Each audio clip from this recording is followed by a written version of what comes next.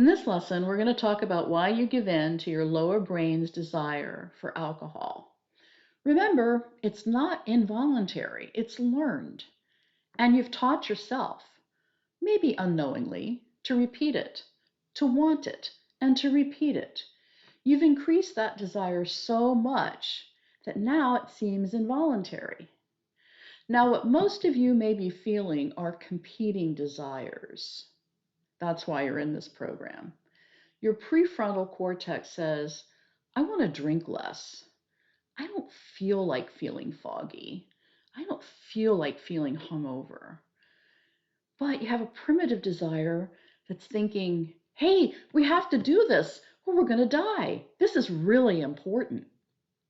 You have a human brain that's newly evolved, and you have a primitive brain that's quite efficient. The primitive lower brain is good at being quick, acting in the moment, creating a ton of desire, whereas the prefrontal cortex is good at planning and making decisions for the long term. But in that moment, when somebody places alcohol in front of you, the lower brain will win the race every single time. You may have thought, oh, I don't think I'll drink this week. And then you're offered alcohol. That desire will be so much stronger from the lower brain than it is from the prefrontal cortex that you will drink every single time. It seems like it's against your own will because your prefrontal cortex is saying, hey, wait, we don't want this. It's a weak desire, though, compared to the lower brain's strong desire. That's what feels so out of control. The truth is that you're never out of control. You are always making the decision to pick up the alcohol. You are always making the decision to drink. But you're doing it because the desire is so strong. If you don't honor that desire, if you don't fulfill that loop, there will be some level of suffering. There will be some level of the feeling of deprivation. And you don't want to experience that. You'd rather just have the glass of wine. Of course, this makes sense. It isn't hard to change it. I'll show you exactly what to do. Many clients have negative thoughts about giving up drinking. It's boring not to drink. It'll be dull.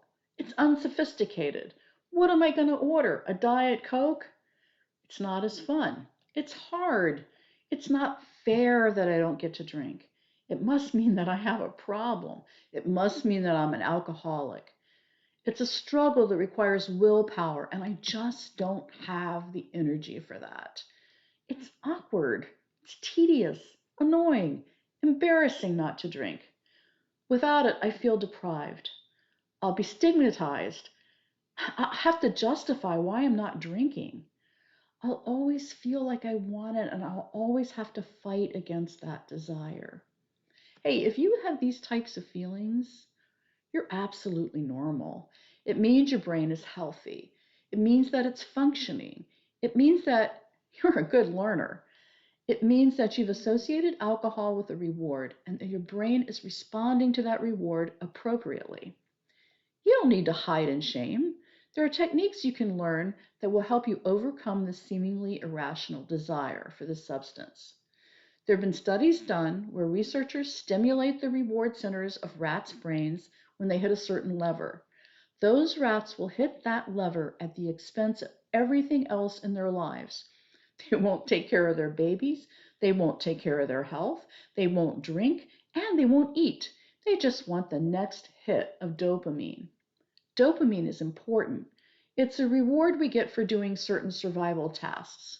Without it, we might not have motivation to do any of those things.